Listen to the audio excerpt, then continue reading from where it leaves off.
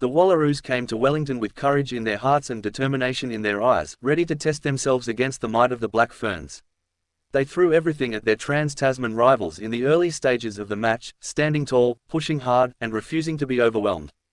But by full time, the scoreboard told a familiar story, the Black Ferns victorious once again, extending their unbeaten run against Australia to 29-0 since their first encounter in 1994. The final score read 37-12. And while the Wallaroos showed glimpses of their growing potential, the pain of the loss was deepened by injury to their captain, Siokapesi Palu. It was a bruising night for Australian rugby. Portia Woodman-Wickliffe, celebrating her 34th birthday, wasted no time setting the tone. Just 50 seconds into the match, she sliced through for her first of 3 tries. It was clinical, ruthless, exactly what New Zealand rugby is known for. But the Wallaroos responded with fire. Charlotte Caslick, a star from the Sevens circuit, made her mark immediately. First touch, first try. She darted through the defence like she was born to be there. It was 7-5, and suddenly the Wallaroos were in it. Trading blows, matching energy, defending with grit, attacking with belief. The first 30 minutes were full of promise. Then disaster struck. In a scramble to hold up a Black Ferns try, Captain Siokapesi Palu's foot was trapped under bodies. She didn't get back up. The heart of the Wallaroos was helped from the field. Later, she was seen in a moon boot, her right foot immobilized, her future uncertain. Caslick too was limping at full time, having taken a heavy fall late in the match.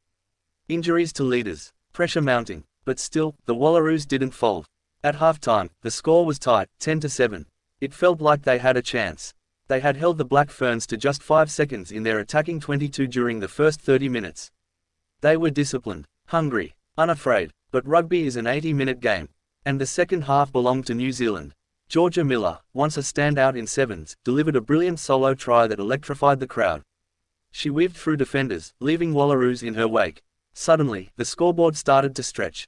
The Black Ferns found their rhythm, their flow, their form. Portia Woodman-Wickliffe added 2 more tries to complete her hat-trick. It was vintage stuff, pace, power, and poise. The Wallaroos scrambled, fought, and resisted as best they could. 17-year-old debutante Waiaria Ellis showed flashes of brilliance on the wing. Her pace and fearlessness a clear sign of things to come. Desiree Miller, on the opposite flank, was just as enterprising. Together, they brought youthful spark to an otherwise bruising encounter. At fly half, Tia Hines showed composure beyond her years. Her kicking was measured and intelligent, even in difficult conditions. But the Black Ferns were too polished, too experienced, too cohesive. As the match slipped out of reach, Australia searched for pride. They found it in the final moments. Lydia Kavoa crashed over for a late try. It didn't change the outcome, but it meant something.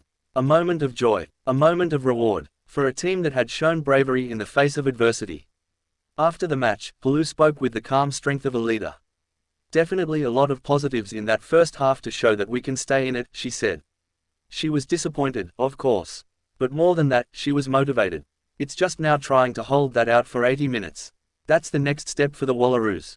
The consistency, the resilience, the composure under fatigue. For now, the Black Ferns fly high, their final match at home before August's World Cup in England ending in triumph. They'll travel with momentum, with confidence, and with history on their side. The Wallaroos, meanwhile, look ahead to clashes with Wales in Brisbane and Sydney. They'll recover, regroup, and they'll go again. This wasn't the result they wanted. But there were signs, clear signs, that the gap is closing. That this rivalry is far from one-sided. That the Wallaroos are no longer just chasing. They're coming.